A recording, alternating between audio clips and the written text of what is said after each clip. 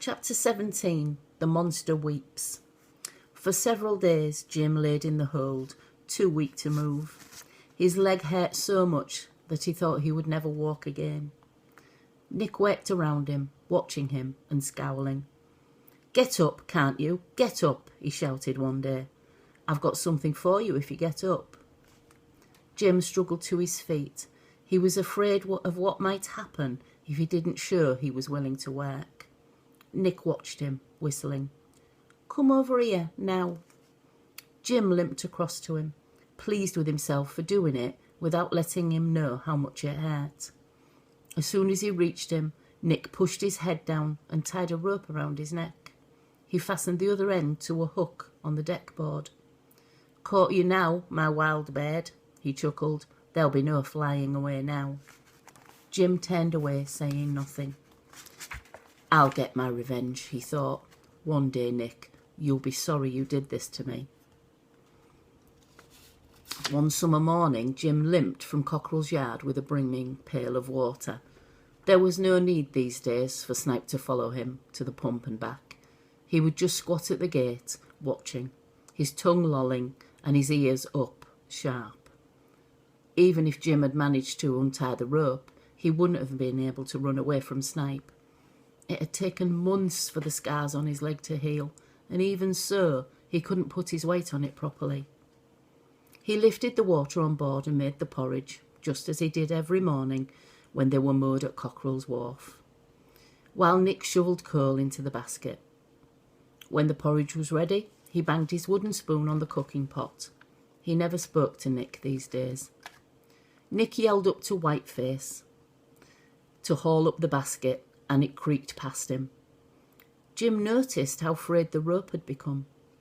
The strands were taut and straight instead of twisted into a plait. And even as he watched, one or two threads snapped. Slowly, the basket swayed up. Jim stood up, watching it. The hairs on his neck began to tremble, and his heart began to beat a light, rapid rhythm, a dance of warning. Nick was groping his way slowly out of the hold. High above his bent back, the basket began to tilt. Then, "Nick!" yelled Jim.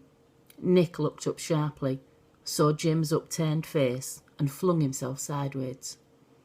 At that very instant, the rope snapped, and all of the coals rained down on him. And then the air settled into a choking silence. Snipe howled, snuffling into the scattered coals. Whiteface shouted from the top window and came hurrying down the iron stairs of the warehouse, his boots clanging on every step.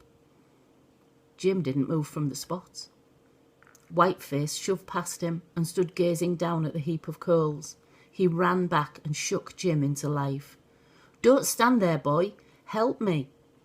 With his bare hands, Whiteface scrabbled, moaning out loud. Cold and quiet, Jim knelt down beside him. He eased the coals away, picking them out one by one and placing them behind him. He was deeply frightened. "Look," he whispered at last, and Whiteface stopped scrabbling. The coals seemed to be stirring of their own accord.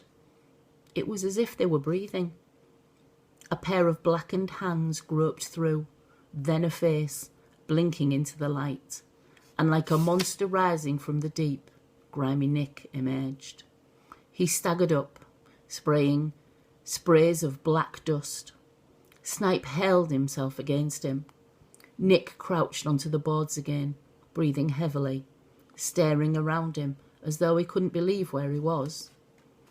"I'll get a doctor for you," Whiteface said. He was shaking. "No, you don't," Nick snarled. "I can't afford a doctor. I'll live." "And you can thank your boy for that," Whiteface told him. He scrambled back onto the landing stage, checking the time on his pocket watch. "I reckon he saved your life." He clanged back up the stairs, counting them out loud as he went. Jim couldn't bear to look at Nick. It wasn't that he was afraid of him. He would never be afraid of him again, he knew that. But what he couldn't bear was the noise that was coming from him. Little whimpers, bubbling up out of him. Blubbers of sound. And when he looked, he saw white trails running down Nick's cheeks, coursing through the coal dust, filling up and coursing through again, as if they would never stop.